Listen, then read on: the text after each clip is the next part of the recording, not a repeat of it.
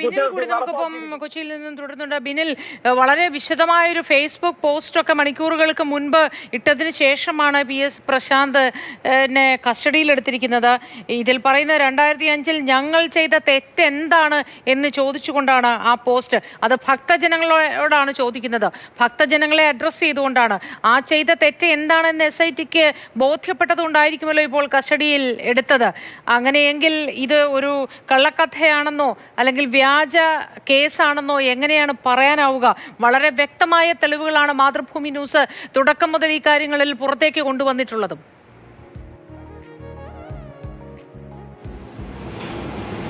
മോത്തി അല്പം മുമ്പ്, അതായത് അറസ്റ്റിന് മണിക്കൂറുകൾക്ക് മുൻപാണ് PS പ്രശാന്തിന്റെ ഫേസ്ബുക്ക് പോസ്റ്റ് വരുന്നത്. അദ്ദേഹം നേരത്തെ താൻ പ്രതിയാണ് എന്ന രീതിയിലേക്ക് വന്നപ്പോൾ തന്നെ വളരെ വിശദമായ വാർത്താ സമ്മേളനങ്ങൾ നടത്തിയിട്ടുള്ളതാണ്. അന്നൊക്കെ ഉയർത്തിയ അതേ ചോദ്യങ്ങൾ തന്നെയാണ് PS പ്രശാന്ത് ഇപ്പോഴും ഉയർത്തുന്നത്. 2025-ൽ ഈ സ്വർണം പൂശാൻ കൊടുത്തുവിട്ടപ്പോൾ അത് ഉണ്ണികൃഷ്ണൻ പോറ്റിയുടെ കയ്യിൽ കൊടുത്തുവിട്ടില്ല. തങ്ങൾ ദേവസ്വം ബോർഡ് ഉദ്യോഗസ്ഥർ തന്നെയാണ് കൊണ്ടുപോയത്. എല്ലാ നടപടിക്രമങ്ങളും പാലിച്ചിട്ടുണ്ട്. സ്പെഷ്യൽ കമ്മീഷണറെ അറിയിച്ചില്ല എന്നത് മാത്രമാണ്, അതൊരു സാങ്കേതികമായ പിഴവ് മാത്രമാണ് എന്നാണ് അദ്ദേഹം പറയുന്നത്. ആ സമയത്ത് സ്വർണം നഷ്ടപ്പെട്ടിട്ടില്ല എന്ന് പറയുന്നു. അതെല്ലാം ശരിയാണ്. പക്ഷേ എന്തിനു വേണ്ടിയാണ് 2025-ൽ വീണ്ടും ദ്വാരപാലക ശില്പങ്ങൾ അഴിച്ചെടുത്ത സ്വർണം പൂശാൻ കൊണ്ടുപോയത് എന്നതാണ് പ്രധാനപ്പെട്ട ചോദ്യം.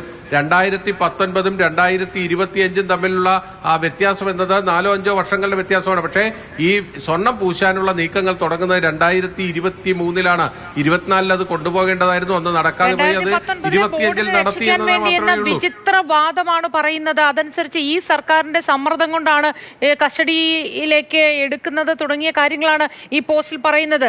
ഈ ബോർഡ് വരുന്നതിന് മുമ്പ്, അതായത് PS പ്രശാന്തിന്റെ ബോർഡ് വരുന്നതിന് മുൻപ് 6 മാസത്തിന് മുമ്പ് തന്നെ ശബരിമല എക്സിക്യൂട്ടീവ് ഓഫീസറിൽ നിന്ന് ഈ വാതിലിന്റെയും കട്ടിളപ്പാളികളുടെയും ദ്വാരപാലക ശില്പങ്ങളുടെയും ഒക്കെ ന്യൂനതകൾ പരിഹരിക്കാനുള്ള ഫയൽ നീക്കങ്ങൾ ആരംഭിച്ചിരുന്നു എന്നാണ് പറയുന്നത്. ഈ ഫയൽ നീക്കം ഈ ബോർഡ് അറിഞ്ഞിരുന്നില്ല എന്ന് വ്യക്തമാക്കുന്നു.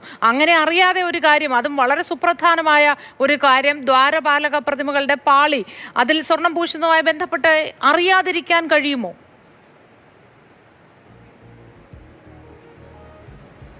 മോത്തി, ഇത് പലതും അറിഞ്ഞുകൊണ്ടാകണം എന്നില്ല. പക്ഷേ ഈ തട്ടിപ്പിന്റെ ഭാഗമായി ഇവരും വന്നു. അതിൽ ഒരു വ്യാജരേഖയുണ്ട് എന്നതാണ് ഏറ്റവും പ്രധാനപ്പെട്ട കാര്യം. നേരത്തെ PS പ്രശാന്തും അദ്ദേഹത്തോടൊപ്പമുള്ള ബോർഡും ഇതിൽ എടുത്തിരുന്ന ഒരു പ്രതിരോധം എന്നത് തങ്ങൾ നേരിട്ട് നടത്തിയിട്ടുള്ള ഇടപാടുകളാണ്. അതായത് ഉണ്ണികൃഷ്ണൻ പോറ്റിയെ ഇടനിലക്കാരനാക്കി വച്ചെങ്കിൽ പോലും ഉണ്ണികൃഷ്ണൻ പോറ്റിയുടെ കയ്യിൽ ഈ സ്വർണ്ണപ്പാളികൾ കൊടുത്തുവിട്ടിട്ടില്ല.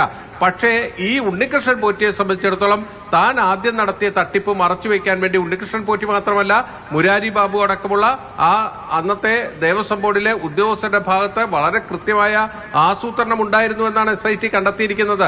അങ്ങനെ അവർ കൃത്യമായി ആസൂത്രണം നടത്തി അവരുടെ തട്ടിപ്പ് മറച്ചുവെക്കാൻ വേണ്ടി വീണ്ടും ഇത് സ്വർണം പൂശാൻ കൊണ്ടുപോയി. അപ്പോൾ ആ സ്വർണം പൂശാൻ കൊണ്ടുപോയപ്പോൾ അതിന് വേണ്ട എല്ലാ കാര്യങ്ങളും ചെയ്തു കൊടുക്കുന്ന രീതിയിലേക്ക് 2025-ൽ തിരുവിതാംകൂർ ദേവസ്വം ബോർഡിന്റെ ഭരണസമിതി മാറി. അതായത് PS പ്രശാന്തും അജികുമാറും അടക്കമുള്ള ദേവസ്വം ബോർഡ് അംഗങ്ങൾ മാറി എന്നതാണ് ഇതിലേറ്റവും പ്രധാനപ്പെട്ട കാര്യം. അവിടെ ഇവരെ കുരുക്കുന്ന ഒരു പ്രധാനപ്പെട്ട തെളിവ് SITയുടെ മുന്നിലേക്ക് എത്തുകയും ചെയ്തു. എന്തായാലും ഇവർക്ക് ഇപ്പോൾ ഉയർത്തുന്ന പ്രതിരോധങ്ങൾ, അതായത് ഞങ്ങൾ എന്ത് ചെയ്തു എന്ന ചോദ്യം SITക്ക് മുന്നിൽ ചോദിക്കാൻ കഴിയില്ല, അല്ലെങ്കിൽ നിയമത്തിന് മുന്നിൽ ചോദിക്കാൻ കഴിയാത്ത ഒരു വളരെ പ്രധാനപ്പെട്ട രേഖ ഇവരുമായി ബന്ധപ്പെട്ട് SITയുടെ കയ്യിലുണ്ട് എന്നതാണ് നമ്മൾ മനസ്സിലാക്കുന്നത്. അത് തന്നെയാണ് ഈ കേസിലെ ഏറ്റവും പ്രധാനപ്പെട്ട കാര്യം. തീർച്ചയായിട്ടും ബിനിലാണ് വിശദാംശങ്ങൾ പങ്കുവച്ചത്. ഒപ്പം പ്രശാന്ത് കൃഷ്ണയും അനന്തകൃഷ്ണനും ഒക്കെ ഇതിന്റെ വിവരങ്ങൾ നമുക്കായി പങ്കുവച്ചു. ഏതായാലും ഉപ്പ് തിന്നവൻ വെള്ളം കുടിക്കട്ടെ എന്ന് മാത്രമാണ് നമുക്ക് പറയാനുള്ളത്. കൈകൾ ശുദ്ധമാണ്, മടിയിൽ കനമില്ല എങ്കിൽ ഈ കാര്യങ്ങളൊക്കെ പുറത്ത് വളരെ നിഷ്പ്രയാസം ഈ കാര്യങ്ങൾ വ്യക്തമാക്കി പുറത്തേക്ക് വരാൻ കഴിയട്ടെ, അല്ലേ?